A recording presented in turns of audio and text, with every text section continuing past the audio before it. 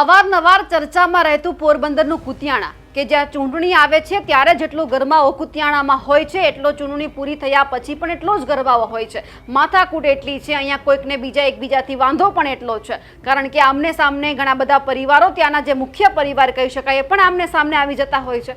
હમણાંનો જે એક ચર્ચિત કિસ્સો છે હિરલબા જાડેજાનો, કે એમના ઉપર આક્ષેપ લગાવવામાં આવ્યા હતા કે એમણે એક પરિવારના બાપ અને દીકરાને ગોંધીને રાખ્યા છે, અને પછી પોલીસે તપાસ કરી તો સામે આવ્યું કે આમાં હિરલબાનો હાથ છે। હવે આજે સવારે જે ઘટના બની તેમના વિશે વાતચીત કરીએ। નમસ્કાર, નિર્ભય ન્યૂઝ સાથે હું છું રિદ્ધિ। કુતિયાણાના સમાજવાદી પાર્ટીના જે કાંધલ જાડેજા છે એમના જ કાકી હિરલબા જાડેજા, જેમને આપણે અવારનવાર બેફામ બોલતા જોયા છે, ચૂંટણી હોય ત્યારે સામેવાળા પક્ષને આડે હાથ લેતા પણ જોયા છે। એ જ હિરલબા જાડેજા ઉપર અત્યારે આક્ષેપ લગાવવામાં આવ્યા હતા કે એમણે ઇઝરાયલની અંદર એક જે લીલુ ઓડેદરા છે તેમના જ દીકરા અને પતિને ગોંધીને રાખ્યા છે, અને જ્યારે પોલીસે તપાસ કરી ત્યારે એવું પણ સામે આવ્યું કે હા, આમાં હિરલબાનો હાથ છે, એમણે જ આ બધું કરાવ્યું છે। કારણ કે આખી ઘટના આપણે જાણીએ છીએ, અને પછી આજે સવારે એવું સામે આવ્યું કે જ્યારે પોલીસે એમના રિમાન્ડ માંગ્યા હતા એ મંજૂર થયા, અને પછી હિરલબાની જ્યારે પૂછપરછ થવાની હતી એ જ સમય દરમિયાન હિરલબાને ગઈકાલે સાંજે છાતીમાં દુખાવો ઉપડ્યો। એટલે બાને સ્વાભાવિક છે કે કોઈ વ્યક્તિ બીમાર હોય એટલે હોસ્પિટલમાં લઈ જવા પડે, પણ હવે જ્યારે બાને હોસ્પિટલમાં લઈ જવામાં આવ્યા, હવે સાજા થઈને પાછા ફરી રહ્યા છે, ત્યારે આપણે એક એમની ઝલક જોવી છે, એટલે તમે લોકો સમજી જશો કે બા ખરેખર બીમાર હતા કે નહીં। સૌથી પહેલા આપણે જોઈ લઈએ, હિરલબા જાડેજા હોસ્પિટલમાંથી બહાર આવી રહ્યા છે। એમના ચહેરા ઉપર, એમના શરીરમાં આપણને ક્યાંય એવું લાગતું નથી કે બા બીમાર હોય।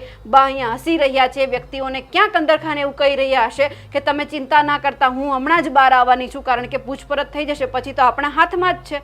આપણે જોઈ રહ્યા છીએ કોણ વ્યક્તિ હિરલબાને જોઈને એવું કહી જાય છે કે હિરલબા સવારે બીમાર હતા, એમને સવારે હોસ્પિટલમાં ખસેડવામાં આવ્યા હતા, કારણ કે સ્વાભાવિક છે કોઈકને છાતીમાં દુખાવો ઉપડે તો બેડ રેસ્ટ જોઈએ, હોસ્પિટલમાં સારવાર પણ લેવી પડે, કારણ કે આજે બીમારી એમને અચાનક થઈ ગઈ હતી, એમના ઉપર પણ સવાલ થાય છે। હવે તમે જ વિચારો કે તમારા ઘરનો કોઈ સભ્ય છે હોસ્પિટલમાં દાખલ હોય, અને જ્યારે ઘરે પાછો ફરે ત્યારે એમના શરીર ઉપરના જે હાવભાવ છે આપણને બધાને ખબર હોય છે, પણ હિરલબાને જોઈને કોઈ અત્યારે એવું નથી કહી શકતું કે બાને ખરેખર છાતીમાં દુખાવો થયો હતો કે પછી બા સાજા થઈ ગયા, પોલીસની સાથે જઈ રહ્યા છે, હવે ફરી એક વખત પૂછપરછ કરવામાં આવશે। પણ સવાલ એ છે કે ફરી એક વખત બાને હવે કંઈ ના થાય, કારણ કે જે ઘટના બની છે, જે લીલુ ઓડેદરાએ સોશિયલ મીડિયા ઉપર વિડીયો બનાવીને આક્ષેપ કર્યા હતા, અને આક્ષેપ સાચા પણ ઠરી રહ્યા છે, એટલા માટે પોલીસે હિરલબાની અટકાયત કરી। પરંતુ તેમ છતાં જ્યારે હિરલબાની આ ઘટના સામે આવી હતી, અમારા એડિટરે જ્યારે એમની સાથે વાતચીત કરી ત્યારે એમણે સ્પષ્ટ શબ્દોમાં એવું કહ્યું હતું કે મને ખબર જ નથી, મારો હાથ જ નથી।